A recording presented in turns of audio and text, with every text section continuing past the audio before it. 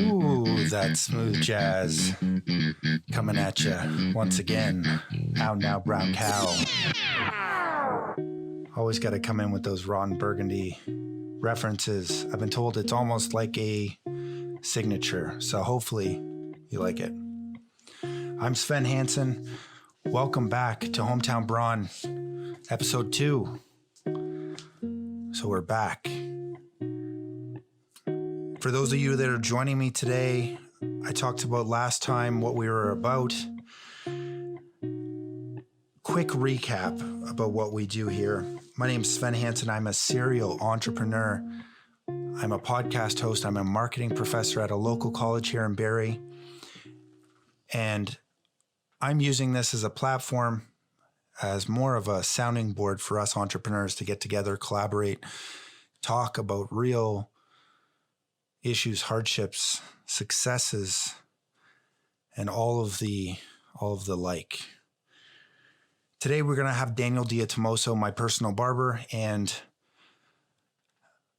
authorized retailer of Always Bearded products for the last, it's been years that he's been an advocate of our product line and retailing our products.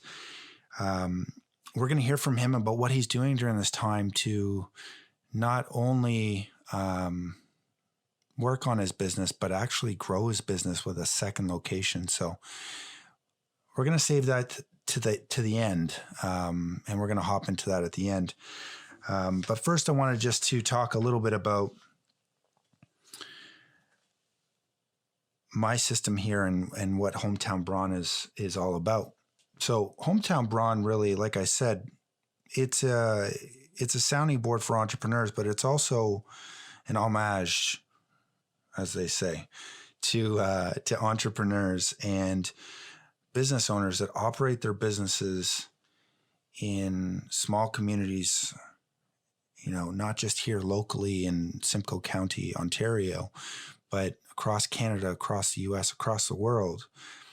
Entrepreneurs and small business owners that are in these communities have such a support network that I don't think people really realize is there. I certainly didn't for a while. And as a solopreneur, I felt really alone until I found a great support network in my community that has allowed me to reach out to business mentors and like-minded entrepreneurs, talk about my business and talk about my hardships and my successes and how I'm trying to scale my business. And because it can be tough on resources, on time, on relationships, on our mental health. I mean, the stress levels that us as entrepreneurs take on is like no other. And it's almost been therapeutic to be able to talk about it, because I feel all of a sudden that I'm not alone anymore. And hopefully you, the viewer, or you, the listener that's listening to this either on YouTube or Spotify or Apple Podcast or Google Play, that you're taking something from this and realizing that there is those ups and downs that we're going to go through. And right now there's going to seem like it's a crazy roller coaster and it's only going down. When I talked about the stresses of this, I know everyone's feeling it. I'm feeling it. It doesn't feel like we have anywhere for that stress to go. And often there's enough worry with our own families that, we certainly don't want to project this in front of our children, but, we don't want to put this stress sometimes on our partners because, they're worried enough. And with our relationships, we do have to look at this, that our partners, our spouses, our partners in life right now, you can look at it in a prison type term. I mean, these are our cellmates. These essentially are the people that we're spending our time with right now. So it is important to find that balance, that healthy balance with our partners, because we have to give ourselves space. We don't want to project too much of our own worries and our own stresses onto our partners and onto our families, because that's not healthy. But often our partners or our spouses might not be involved in the day-to-day operations of our business. And that can make it really hard because we are taking the brunt of it. Us as entrepreneurs are bearing it down. And we feel like we can't get it out. We can't talk to other people about it because we feel that it would be burdening them with our stresses. So that's just going to pile up and pile up and pile up. And eventually it's not going to be a good ending. We feel like there's nowhere for it to go and, we're going to explode. I mean, that is burnout. And that's a real problem that's facing entrepreneurs is burnout. And it's always been there. But now it's a new level because we add isolation into the mix. We add no ability to vent our stresses. We can't play sports. We can't go out with friends. We can't do all these things that we're used to be doing. And we're trying to adjust, and it's almost too much. And we're trying to keep our families safe from COVID-19.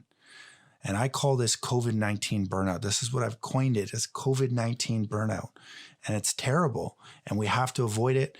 And I feel like we need to talk about it, and we need to talk about it with other entrepreneurs and talk about things that we can do that are outside of the box, not just with our business, but our mental health and our relationships and everything around it, because it all ties together. So it is important to find our way to get this out to other like-minded people if we feel that we don't have that ability to get it out to our partners and talk about it in a way that is not overwhelming to them because they're outside of the day-to-day operations.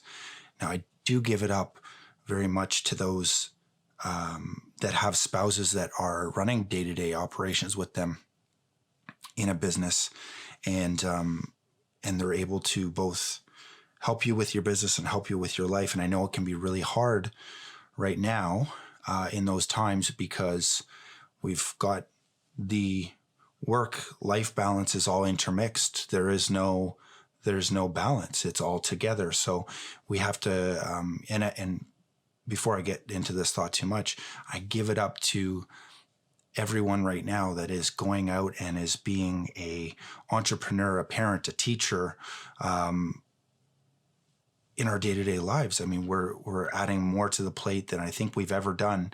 And we're working harder than we have ever to hang on to our business and get through this time. So it really is hard. And we have to find those routines. We have to find that balance, and we have to find that stability, in all this chaos. And by talking to other entrepreneurs over the course of this podcast, I'm going to really reach out to them and see what they are doing to find that balance as well. We're in the midst of a pandemic right now, and it's pretty crazy. Almost every week it gets, there's new stuff that's coming out. And just to give a quick laugh partway through our podcast here, I don't know if you've seen it, and if you haven't seen it, you might have seen some memes on the internet about Justin Trudeau. And he came out and he was talking about wearing masks in public. And he said that masks will help us from speaking moistly on people. And I saw this, and I was really entertained by it. But he realized the moment he said it came out of his mouth, he tried to take it back, and he said, wow, that's a really awful thought to think about that. And he tried to retract it right away. But it just shows you that, sometimes when we're flying off the cuff, these things happen, and we let these phrases out that aren't so appealing, like the word moist. The things we know that prevent you from speaking moistly. Speaking moistly. But it's good to have a laugh in all of this, and I hope that you guys can. Because we've heard all kinds of things. This is going to last 12 to 18 months. They've told us social distancing is going to last 12 to 18 months.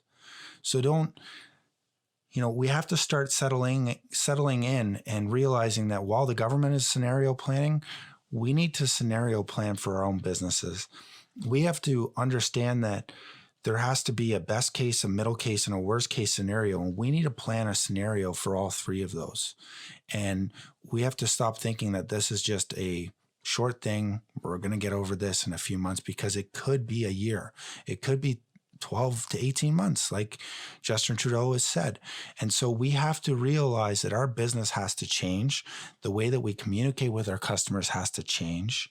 We need to evolve. We need to collaborate, and we need to get creative with it. So I really hope that by talking to all these business owners, that we can bring something new to the table that you can take from this podcast and this video. If you're watching on YouTube, you see that I have this rig set up, and that's just so that my podcast comes through a little bit clearer and more smooth. And this is going to be linked to the video as well, so it's going to sound a little bit better on there. But if you're not watching on YouTube, you can listen to us, on our website, which is hometownbrawn.com. I'm going to put that below, and I'm going to put that at the end of this video. You can also listen to us on Apple Music, Spotify, and Google Play. So all the popular podcast platforms. So if you are on there, please give us a follow, and please give us a review. If you can, like 5 stars or right above about it. It's the best podcast out there. We just want to make sure that people hear about us and chime in, talk about these things, become part of the community, because we are a community and we need to talk about everything that's affecting us. I do have a special guest coming up, which is my personal barber, Daniel Ditommaso, and we're gonna hop into this call right after this. So this is all you're gonna get on the video.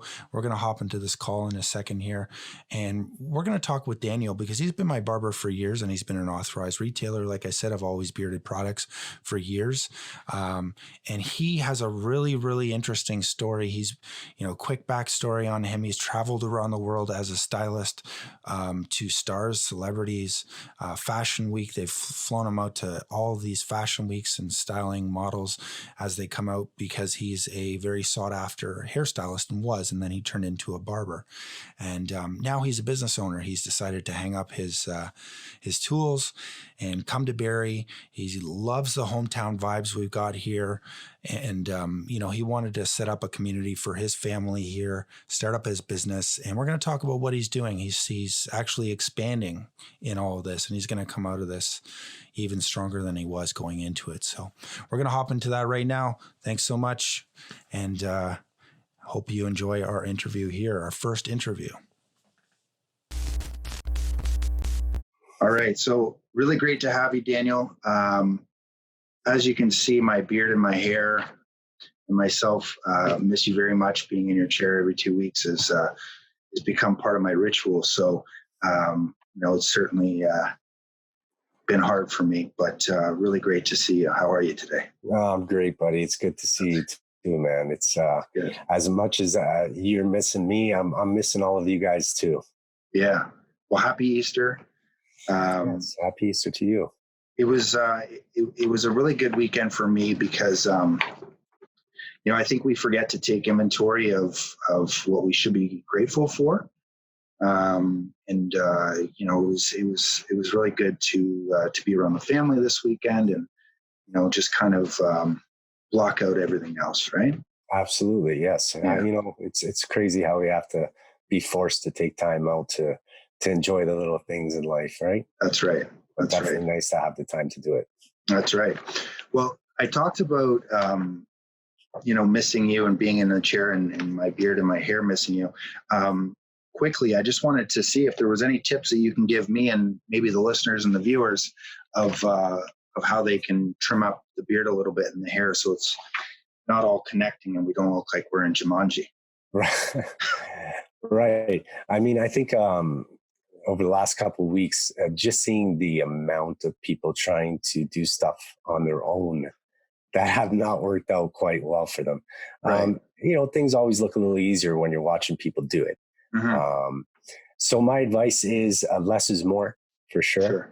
I would just maybe, if you're talking about the beard, you can just comb it out and just go around maybe with some scissors instead of, attacking it or approaching it with some clippers.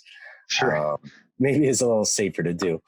Right. And with the hairline, same kind of thing. If you're doing it on your own, you might want to have like a double mirror or something that you can see so you don't go too high. Because once you go high, you're halfway up the head. That's hard to fix. You're shaving your head. Right. All right. Okay. So take it slow. Use scissors when you can. Yeah. And try and get maybe someone to help you or have a mirror behind you. Exactly. Where you can't see. If someone does help you, it's a little easier because they can just where you're kind of fuzzy and and follow the line. But if you're doing it on your own, you might want to just hold a mirror, like a two-way mirror. Sure. So you can see what's happening. Okay. A little easier approach. All right. I've got a clipper coming in this week, so I'm going to take you up on that and I'll keep you updated. Okay, man. Next time you see me, I might be bald, but hopefully I still got my beard. So let's talk about Vintage Throne. I know you've been a stylist for what seems like decades, probably decades, and you've traveled the world styling celebrities and fashion models, for things like Fashion Week and stuff like that. So jet setter lifestyle, you decided to kind of tone it back, focus on family and relationships and start your business here in Barrie.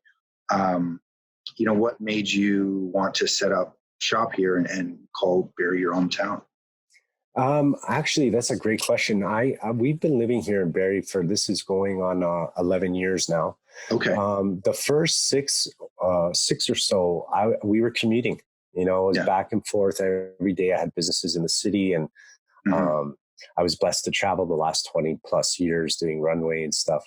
And I still get to do that stuff. I just don't live for it anymore. I think we got to a point where there was just so much going on between the salons and traveling and doing editorial stuff and educating. I really wanted to connect again. I really felt like I was disconnected from reality. And living in a Barrie gave us the opportunity to be in a hometown type of community where we felt like we can make a difference and we can make a change. And, I think that we just felt like we were really comfortable here, and we wanted to place our roots down and do something a little bit more community driven. Sure. That's great. Now, I also know, from our talks that you've been looking to actually expand. So you've got a second location in the works coming in the south end of Barrie. How is that coming along? It's actually coming along. It got halted, obviously, with the pandemic happening. However, we're staying positive. Yep. We're trying to chip away at it a little bit at a time. Obviously, trades are not coming through, so we're going to have to put our own elbow grease in the shop, and we're okay with that. Now that we have the time to do that, I'm sure it saves some money too as well, putting in that sweat equity, right? Yeah, sweat equity always. If you can get through it, it's great. It's us being able to step back and seeing the hard work we're putting in, and still having a few friends that are in the trades to go in when we're not around to touch up things that we can't do. Right. So far so good. We're hoping that when this is all over, we're going to have our big grand opening and be able to open the doors for everyone. Nice. And I guess when there's something you don't know how to do, you could always go to YouTube and watch a video on there. Yeah, absolutely. You might have people fixing a couple of things when it's all said and done. But so, speaking of technology like YouTube, is there anything that you've been doing to stay in touch with your barbers during this time to keep them fresh and their scissors fresh during these times, so that when they come back, there's going to be a lot of hairy people out there? Yeah. So I'm sure there's going to be a whole lot of hair to cut. Yeah, I think I am in touch with the barbers. I do try and connect with them at least daily or every couple of days, see how they're doing. I think it's an important time for them to realize that, being with each other every day, we're always constantly working and seeing each other's work and challenging each other's work. to keep motivated. Mhm.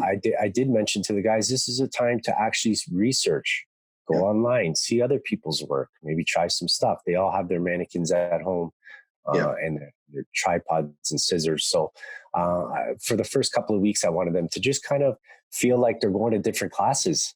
Sure. Go take a seminar here, go take a seminar there. I mean, it's a different day and age for hairstylists today.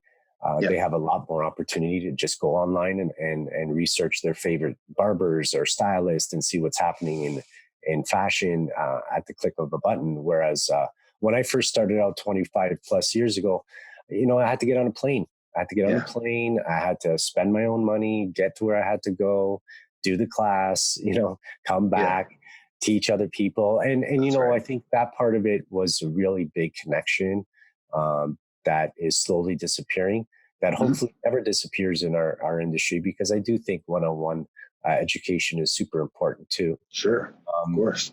But in the meantime, being locked down, having the ability to get online and check out other people's work is always something I'll promote. Get out there, see other stuff, try it, do it on a mannequin, pause it. So I've always kind of promoted that. Yeah, I think it's really important too, not just in your trade, but across entrepreneurs, business owners, managers, that they should also be taking this time to do some personal development on their own side, because we've got time here. We should be spending it bettering ourselves and bettering our business, right? Absolutely. I mean, it's always one of those things. The more you put into it, the better chances are they're going to be what you want them to be, right? So right. So I wanted to take a second. I know that you run your business with your wife, who seems like a super woman here. She's an active mother of 4. She's an entrepreneur by your side, running the business, and I'm sure it's taking a lot as well to get the kids learning as well, doing their schoolwork and stuff like that at home. It's got to be taking a chunk out of your day. So it's probably got to be a little stressful. I know me being at home with my partner has been pretty stressful too, because it almost seems like we don't have space, right? And so what are you doing to keep things positive and fresh at home? And I guess in front of the kids too, right? That's a big part of it too. Yeah. Thank you. I think that's a great question. Yeah, it's been an adjustment, sure, for sure.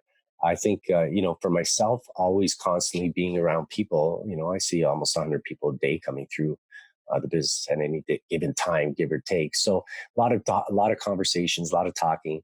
Sure. That's slowed right down. Yeah.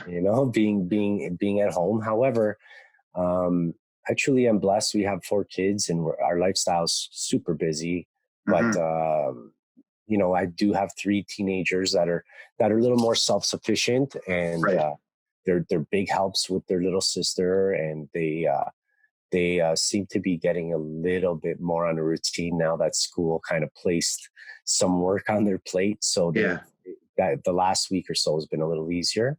Okay. And the weather's been getting a little better. So here and there, when the sun's out, they can get outside and do some stuff. I think we're just trying to create some sort of a routine or schedule. Right. It's good for everybody. It's definitely good for me. It's the thing that I've been used to my whole career.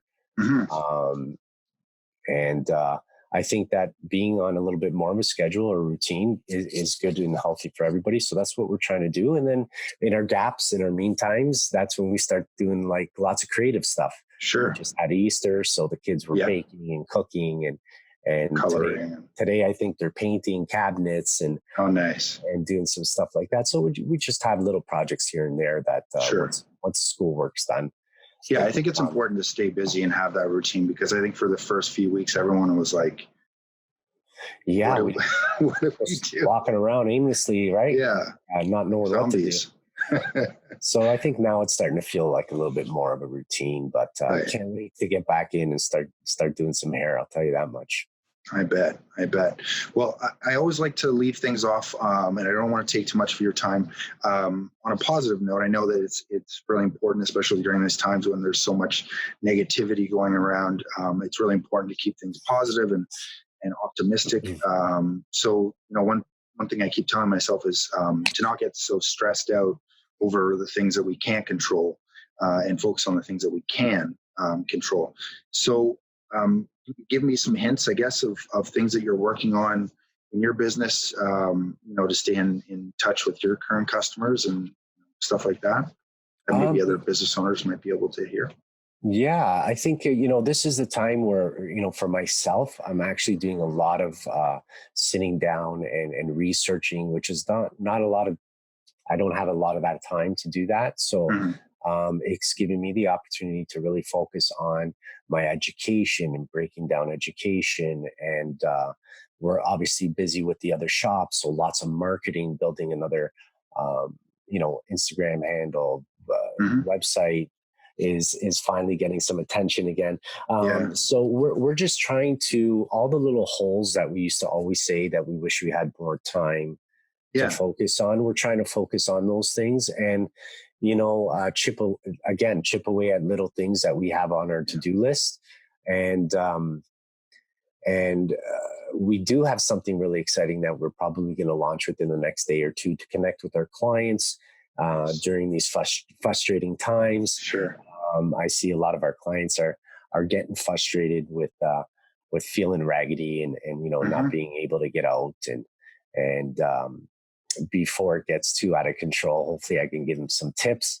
And we might start a little campaign while we're off in quarantine. So we have a lot of different ideas that we can hopefully roll out in the next week or so.